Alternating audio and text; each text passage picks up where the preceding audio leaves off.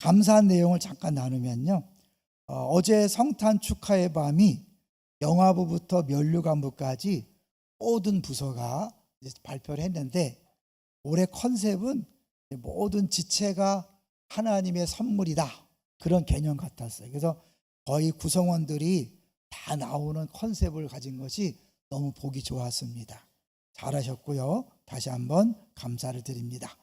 두 번째는 우리 주일날 설교 시간에도 잠깐 소개했던 우리 임 집사님이 월요일날 결과가 나왔는데, 감사하게도 암이 아니라 대장 염증, 위궤양과 염증으로 결정이 나서 한 달치 약만 받고 왔다고 하더라고요.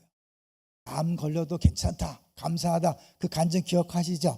그런데 하나님이 염증으로 바꿔주셨는지 원래 염증인지 몰라도 염증인 거예요. 근데 분명히 본인은 암이어도 괜찮다 그랬거든요. 세 번째는 지난 주일날 단기 선교 1일 찻집 있었는데 완전한 수입금이 264만 원이라 그래요. 총 수입이 300만 원에서 경비 36만 원을 제외하면 264만 원이 순수익이 됐다 그래요. 많이 섬겨주셔서 정말 감사합니다. 아까 우리 이경 목사님 광고한 대로 선물 포장 잘 돼 있으니까요.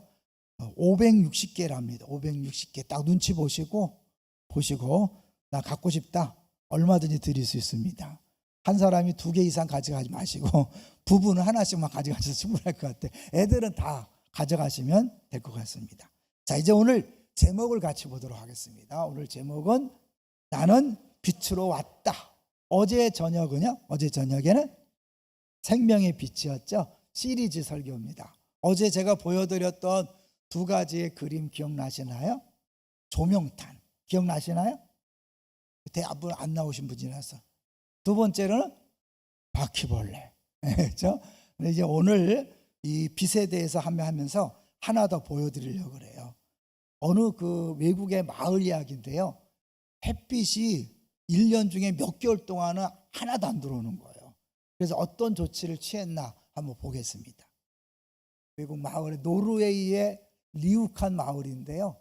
9월 말부터 3월 중순까지는 햇빛이 들어오지 않는데 동네에 1913년에 한 사람이 산중턱에 거울을 설치해서 햇빛을 반사시키자 아이디어를 냈지만 그때의 기술력으로는 도저히 불가능한 일이었다는 거죠.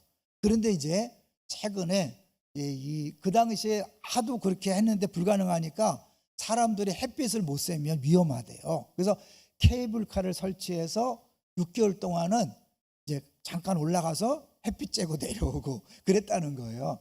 그 정도로 심각했는데 최근에 어떠한 사람이 아이디어를 내서 2013년에 거대한 거울을 설치했다는 거죠. 3개의 큰 거울을 설치해서 그리고 해가 바뀌는 데에 따라서 각도를 바꿀 수 있도록 그렇게 설치해서 마을 광장을 비추게 됐다는 거예요. 한번 같이 읽어볼까요? 시작. 마을에 햇빛이 비치는 날에 1000명의 마을 주민들이 모여 축제를 벌였습니다. 선글라스를 쓰고 선베드에 누워 칵테일을 마시기도 하고 모래밭에서 비치 발리볼을 하기도 했다고 합니다. 우리는 그냥 자연스럽게 누리는 이 햇빛을 저렇게 어렵게 누리는 사람들도 있다. 그걸 한번 우리 생각하면서 감사했으면 좋겠습니다. 자, 그런데요, 이 빛이라는 게 성경에 처음부터 끝까지 나오거든요. 태초에 하나님이 천지를 창조했을 때 처음 만든 게 뭐죠? 빛이에요. 빛을 처음 만들었어요. 근데 해와 달은 언제 만들었어요? 넷째 날 만들었어요. 그러면 처음 만든 빛은 해와 달을 이야기하는 게 아닌 거죠. 지금 햇빛도 굉장히 중요하지만 성경에서 말하는 빛은 단순히 해와 달의 빛이 아니라 원초적인 근원적인 빛을 말하는 거죠. 도대체 그 빛은 뭘까요? 요한계시록에 보면 마지막에는 해와 달이 필요 없는 세상이 온다 그래요. 왜요? 하나님이 친히 빛이 되시기 때문에 해와 달이 필요 없다. 그러니까 창세기에서 빛을 이야기했고 요한계시록에서 그 빛이 없는 세상을 이야기함으로 이게 해와 달이라는 것이 아니라 하나님이 빛이심을 보여주고 있는 거죠. 그 하나님이 이 땅에 오신 날이 뭐예요? 성탄절이죠. 그래서 오늘 나는 빛으로 왔다. 이 말은 뭐야? 내가 하나님이다. 그런 뜻인 거죠. 요한복음을 우리 계속해서 보고 있는데 요한복음에는 7이란 숫자가 많이 등장하는데 7개의 표적과 7개의 나는 뭐뭐다라는 말씀이 나오죠. 한번 보여주세요. 이게 기적이라 하지 않고 표적이라 그러다 그랬죠. 표적. 우리 전사님들이 또 했잖아요. 7가지 표적을 통해서 예수님이 보통 사람이 아니라 하나님의 아들이라는 걸 보여주는 거죠. 그래서 총 많은 기적 중에 7개를 골라서 기록함으로 예수님은 보통 사람이 아니라 하나님의 아들이다. 그래서 예수님을 믿으면 구원을 받는다는 거죠. 또 하나 중요한 게 나는 뭐뭐다. 나는 생명의 떡. 한번 7개 같이 한번 읽어볼게요. 시작. 나는 생명의 떡이다. 떡이다. 나는 나는 세상의 빛이다. 나는 양의 문이다. 나는 나는 선한 목자다. 나는 부활이고 생명이다. 나는 길이요 진리요 생명이다. 나는 참 포도나무다. 나는 뭐다? I am that I am이란 건데 이거는 출애굽기에서 하나님 모세에게 나타나서 말씀하셨을 때 모세가 묻죠. 당신은 누굽니까? 이름이 뭡니까? 그럴 때 나는 스스로 있는 자다. 나는 나다. 그런 뜻이야. I am that I am. 그러니까 예수님이 오셔서 나는 빛이다. 나는 생명이다. 이건 뭐로 암시하는 걸까요? 그 출애굽기 때 모세에게 나타났던 하나님이 바로 나다. 얘기하는 거죠. 그때 그냥 나는 스스로 있는 자야 라고 했지만 예수님이 나는 생명이다. 빛이다. 그 중에 하나가 빛으로 왔다는 거. 나는 빛이다. 나는 하나님이다. 그런 거죠. 깜짝 놀라는 거죠. 나사렛 촌뜨기가 딱 나타나서 나는 하나님이다. 믿을 수 있어요? 없어요? 믿을 수 없는 거죠. 여러분 만약에 지금 때도 누가 저 시골에서 태어난 청년이 나타나서 내가 하나님이다. 믿을 수 있겠어요? 없겠어요? 믿는 게 이상하죠. 근데 어때? 믿어지는 사람이 있어요. 어떻게 믿어질까요? 은혜죠. 하나님이 선택한 사람만 믿어지는 거예요. 성령이 믿게 하시기 때문에 믿어지는 거죠. 그러면 이 자리에 있는 우리들은 뭐예요? 엄청난 은혜를 받은 것이고 하나님이 선택하신 그런 복을 누리고 있는 줄로 믿습니다. 그러니까 똑같은 예수님이 와셨지만 누구는 믿고 누구는 안 믿어요. 왜 안 믿을까요? 멍청해서? 아니에요. 우리보다 더 똑똑한 사람도 안 믿어요. 공부를 못해서? 아닌 거죠. 공부를 더 많이 한 사람이 안 믿을 수 있어요. 그런데 우리는 믿잖아요. 차이가 뭘까요? 누구는 믿고 누구는 안 믿는다. 그거는 하나님이 영원전에 선택한 사람은 믿어지는 것이고 선택받지 못한 사람은 아직도 못 믿는데 안 믿는 사람 중에 선택한 사람이 있을까요? 없을까요? 많이 있죠. 그들에게는 알려줘야 돼요. 이 말씀을 통해 예수님이 하나님이라는 걸 알려줘서 믿게 해야 되는 거죠. 여기서 이제 예수님이 많은 나는 뭐다 하는데 그중에 나는 빛이다라고 했잖아요. 성경에 이 빛이란 단어가 많이 나오는데 그것도 한번 보겠습니다.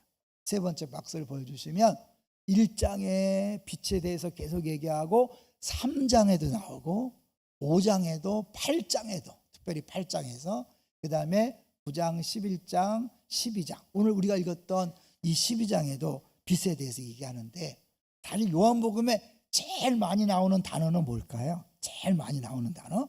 그건 믿는다라는 단어예요. 그건 무려 거의 100번이 넘게 나와요. 마태복음엔 11번, 마가복음에는 17번, 누가복음에는 11번. 근데 요한복음에는 무려 101번이 나온다 그래요. 계속 요한복음 뭐예요? 믿으라는 얘기예요. 믿으면 산다. 믿으면 구원받았다. 믿으면 영생을 얻는다. 계속해서 그 얘기를 하는 거죠. 근데 뭘 믿으라는 거예요? 오늘 보면서 내가 빛이라는 것을 믿으라는 거예요. 빛의 역할은 뭘까요? 빛의 역할. 빛이 없으면 아무것도 안 보여요. 빛이 오면 뭐야? 다 보이는 거예요. 우리가 예수 믿기 전에는 내가 누군지 몰랐어요. 인생이 누군지 몰랐어요. 최희준 씨가 기껏 한 게 뭐야? 인생은 나그네 길. 어디서 왔다 어디로 가는지 모르는 나그네 길. 조금은 본 거죠. 그죠? 어차피 이 땅이 전부가 아니라 떠나야 된다는 것을 알았으니까 조금 알았지만 정확히 몰랐어요. 근데 예수님이 오셔서 우리가 누군지를 보여주는 거예요. 이 세상이 누군지를 보여주는 거예요. 그래서 예수 믿기 전에는 열등감과 좌절감과 불안과 두려움과 무서움에 떨며 살던 사람이 예수님을 만나는 순간 눈이 열려서 나는 소중한 존재구나, 천하보다 귀한 존재구나, 예수님이 구원자구나, 예수를 믿으면 구원을 받고 영생을 얻고 천국 가는구나. 그러면 어떻게? 세상을 다르게 보는 거예요. 여러분, 예수 믿고 나서 세상을 보는 일이 달라졌습니까? 똑같습니까? 달라진 것이 정상인 줄로 믿습니다. 만약 안 달라졌다면 점검하셔야 돼. 내가 진짜 예수 믿는 사람인가? 예수를 믿으면 빛을 만났기 때문에, 빛이 오셨기 때문에 사람을 보는 눈이 달라지는 거예요.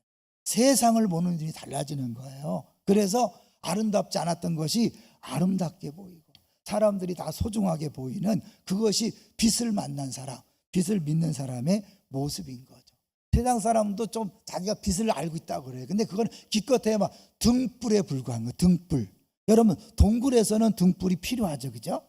그런데 이 등불이 동굴 바깥으로 나오면 어떻게 될까요? 필요해요, 필요하지 않아요? 필요하지 않아요. 세상 사람들이 자기가 누군지 안다고 그러고 세상이 안다고 큰 소리 빵빵 치지만 그건 등불에 불과해요. 태양의 존재를 모르는 사람이 등불을 소중히 여기는 것처럼 그런 거예요. 진짜 빛이신 예수님이 오셨기 때문에 그 예수님을 만나면 세상을 보는 눈이 달라지고 우리 자신을 보는 눈이 달라지는 거예요. 저는 언제 빛을 만났다 그랬죠? 17살에 처음 예수를 만났어요. 그리고 내 자신을 보는 눈이 달라졌어요. 제가 옛날에 열등감이 있었다 그랬죠? 어떤 열등감? 외모 열등감. 나같이 못생긴 자리가 됐나? 그 외모 열등감에 시달리다가 예수를 만나고 눈이 떠진 거예요. 하나님 나를 만든 작품이다. 상품이 아니라 작품이다. 무슨 뜻이라고 했어요? 상품과 작품의 차이가 뭐라 그랬어요? 상품은 끊임없이 비교하죠. 더 좋은 것, 더 예쁜 것, 더 멋있는 것, 더 훌륭한 것을 끊임없이 비교해요. 행복할까요? 불행할까요? 불행하죠. 여러분이 누군가 비교하는 인생은 불행할 수밖에 없어요. 근데 나는 이 세상에 딱 하나밖에 없는 유일한 작품이다. 비교 대상이 아니다. 하나님이 나를 완벽하게 만드셨다. 할렐루야. 그러면 이제 비교하는 것이 아니라 나를 이 땅에 태어나게 하시고 나를 이렇게 만드신 목적이 무엇인가를 깨달아서 그 목적대로 살아가는 것이죠. 이게 다른 말로 빛으로 사는 인생인 거예요. 예수님이 오셔서 빛을 비춤으로 내가 얼마나 소중한 존재인지를 알게 되면 이제 나도 뭐예요? 너희는 세상의 빛이요 소금이라 그랬잖아요. 빛으로 세상에 나아가는 거죠. 빛이 되려고 하는 게 아니에요. 빛이에요, 빛. 예수님은 빛에 대해서 설명하러 왔습니까? 빛으로 왔습니까? 빛으로 왔어요. 생명에 대해 설명하러 왔습니까? 생명으로 왔습니까? 생명으로 오신 거예요. 내가 길이요 진리요 생명이라 그랬잖아요. 세상 모든 종교와 철학은 진리에 대해서 말합니다. 구원에 대해서 말합니다. 생명에 대해서 말합니다. 그런데 우리가 들어봐야 그것이 아무 의미가 없어. 왜? 내가 스스로 구원받아야 되니까. 구원의 길을 가르쳐주지만 구원받을 수 없는 게 안타까움이죠. 왜? 우리 자신은 능력이 없으니까. 근데 예수님 뭐예요? 본인이 구원으로 오신 거예요. 진리로 오신 거예요. 빛으로 오신 거예요. 생명으로 오신 거예요. 믿기만 하면 생명을 얻고 구원을 얻습니다. 믿습니까? 이게 기독교와 다른 종교의 차이인 거예요. 모든 종교가 구원을 얘기해요. 이렇게 살면 구원받는다. 열심히 돌을 닦아라. 죄를 회개해라. 선행을 해라. 이건 다 구원받는 방법을 알려주는 거예요. 그런데 우리가 얼마큼 선행을 해야 구원받을 수 있을까요? 얼마큼 돌을 닦아야 구원받을 수 있을까요? 불가능한 거예요. 방법을 알려주면 불가능해요. 근데 뭐 예수님이 직접 하나님이신 예수님이 오셔서 죄 없는 분이 오셔서 우리 대신 죄를 지시고 죽으셨기 때문에 그 예수님을 믿기만 하면, 우리가 무슨 노력을 하는 게 아니에요. 열심을 내는 게 아니에요. 예수를 믿기만 하면 구원을 받는 줄로 믿습니다. 할렐루야. 이제는 그리고 왜? 너희들이 이제 구원받았으니까 이제 너희들이 빛으로 살아라. 빛으로 산다는 게 뭘까요? 빛으로 세상 사람들의 눈을 뜨게 하는 거죠. 세상 사람들이 자기가 얼마나 소중한 존재를 알게 하는 것이 빛으로 사는 거예요. 우리들이 가면 막 싸우고 다투고 분열만 있는 그곳에 우리들이 딱 가는 순간 그들 눈이 열리는 거예요. 저게 진짜구나. 저게 천국이구나. 저렇게 살아야 되는구나 라는 것들을 깨닫게 해주는 것이 빛으로 사는 거죠. 우리가 할 수 있을까요? 우리는 못하죠. 어떻게 해요? 우리 안에 오신 예수님이 드러나시면 되는 거예요. 아까 우리 처음 보여드렸던 그 마을에 태양을 비추는 거울이 빛을 내는 거예요? 태양의 빛을 반사하는 거예요? 태양의 빛을 반사하는 거죠. 거울 자체가 빛을 내는 게 아니에요. 거울 자체는 빛을 낼 수 없어요. 태양을 비추는 거죠. 우리가 빛이 아니에요. 사실은 우리 안에 오신 예수님 빛이에요. 내가 아무리 빛을 내려고 해봐야 나는 연약한 존재이기 때문에 빛을 발할 수 없어요. 내 안에 오신 진짜 예수님, 진짜 빛인 예수님이 드러나면 되는 거예요. 어떻게 해야 돼요? 나를 부인하고 내 십자가를 지고 내 안에 주님이 온전히 드러나도록 나를 내려놓는 거예요. 그러려면 어떻게 해야 될까요? 여러분, 상처에 매여 있으면 안 돼요. 사람이 상처에 매여 있으면 어떻게 해요? 자꾸 숨기려고 그래요. 그러다 보니까 내 안에 주님이 드러나는 것을 방해하는 거예요. 상처는 치유되면 뭐라 그러죠? 자산이다. 내가 상처 많이 입은 사람이 치유되잖아요. 그 상처를 드러내요. 그 상처를 통하여 다른 사람을 살려내요. 치유하는 거예요.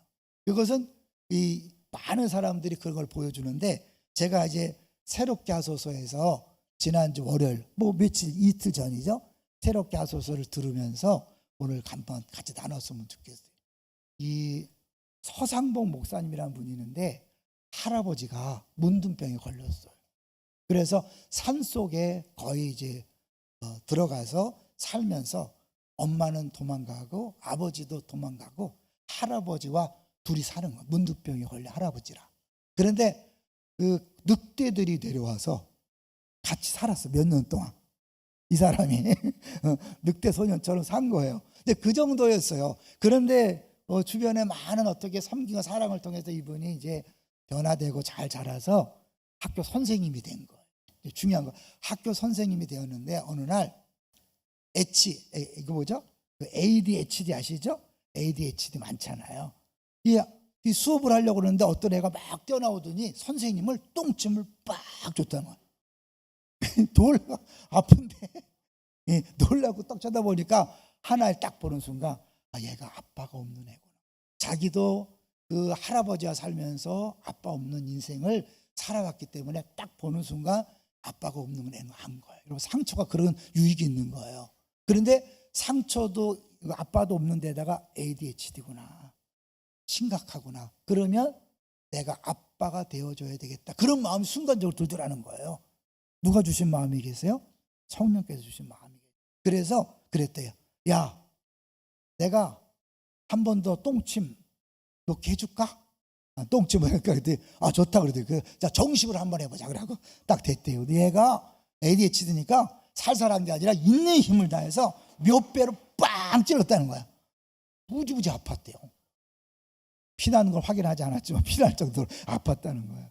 그런데 놀라운 것은 그때 그걸 보고 있던 여학생 중 하나가 막 울더래요. 막 울더래. 분명히 똥침을 넣는 웃기는 상황인데 막 울더래. 초등학교 얘기예요. 그런데 그 아이가 우니까 또 다른 애들도 막 따라서 울더래. 근데 왜 우는지 자기 몰랐대. 이렇게 웃기는 상황에서 왜 울까? 그걸 몰랐는데 그 다음날 이제 옛날에는 초등학교에서 다 일기장 다 쓰고 내잖아요. 일기장을 봤더니 그 여학생이 이렇게 썼더래요. 분명히 똥침을 맞고 화를 내야 되는 상황인데 선생님이 오히려 웃으면서 한 번 더 똥침 놓게 해주는 걸 보면서 야, 예수님이 저렇게 우리를 사랑하시는구나. 그걸 느꼈다는 거예요. 그 똥침 사건을 통하여 초등학교 여학생이 그 선생님 모습을 통해서 예수님을 본 거예요. 그러면서 예수님이 저렇게 우리를 사랑하고 나도 사랑하고 저 ADHD 걸린 애도 사랑하는데 나와 우리 친구들은 왕따를 시키고 싫어하고 미워했구나. 초등부 잘 들어. 응? 왕따 시키면 안 돼. 알았지? 응? 걔가 그걸 느끼고 그렇게 쓴 거야. 근데 다른 애들도 그걸 느껴서 이제 그 얘기를 애들이 서로 이렇게 느끼면서 우리 교회는 예수님이 계신다. 그 선생님을 예수님으로. 우리 교회는 그러니까 아니 우리 교회랬죠. 우리 학교는 우리 교실은 천국이다. 그때 이제 그들이 글을 썼는데 우리는 천국에 산다라고 그렇게 생각해서 천국의 아이들이라는 문집을 냈대요. 지금까지 있대요. 근데 그 해에 그 일로 인해서 학급의 80%가 예수를 믿게 됐다고 하더라고요. 단 한 사람. 그 많은 상처. 이분이요, 단순히 할아버지가 문두병이 아닌 거예요. 이 아버지가 사실은 이제 나중에 다시 돌아와서 내가 너를 학교 보내주겠다 그러면서 막장 인생 아시죠? 탄광에 막장에 들어가서 목숨 걸고 탄을 캐면서 돈 벌어서 이제 애를 학교를 보내는데 자기가 문둥병 자식이잖아. 문둥병자의 자식이고 비참한 인생에서 어쩔 수 없이 죽을 각오를 하고 막장 인생을 살아가는데 너무 자기가 싫대는 거예요. 그런데 똑같은 아들이 있는 걸 보고 그렇게 때렸대요. 그렇게 몹시 때렸대요. 큰 아들을. 그리고 둘째 아들은 안 때렸대. 왜냐하면 난 때리면 나간다. 그랬더니 못 때렸대. 근데 이 큰 아들은 엄마가 나 너 때문에 산다, 너 때문에 산다 그러니까 엄마 때문에 못 나갔다. 그리고 두들겨 맞았대. 그렇게 맞는데도 아빠가 밉지 않더래요. 오히려 불쌍하게 느껴지더래요. 신기하죠, 그죠? 근데 교회를 이제 그 문두병 할아버지가 살면서 동네에 가끔 내려갔다가 어떤 할머니가 은퇴한 전도사님이 애들을 데리고 복음 전하는 거 따라갔다가 돈으로도 먹고 우로도 못하네 그 찬양을 처음 들었대요. 그러면서 예수를 믿기 시작했는데 교회 갔는데 어떤 전사님이 그냥 첫날 새벽 기도를 갔는데 첫날 야 하나님이 너를 위해 기도해 주라고 한다고 안고 이렇게 울더래요. 한참 울더래요.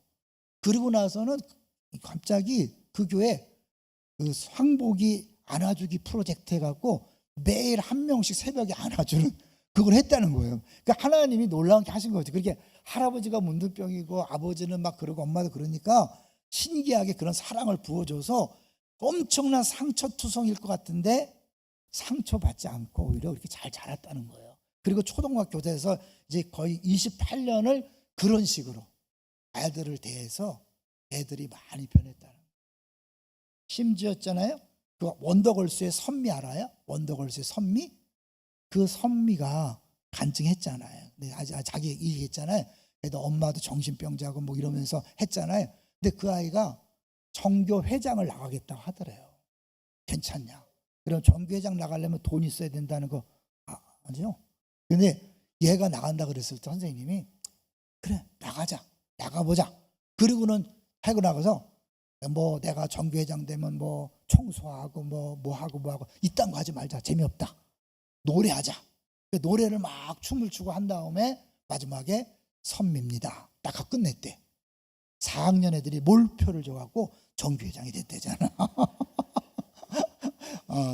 그런 간증들이, 그러니까 이 선생님이 선생님으로 있으면서 수많은 아이들을 살린 거죠.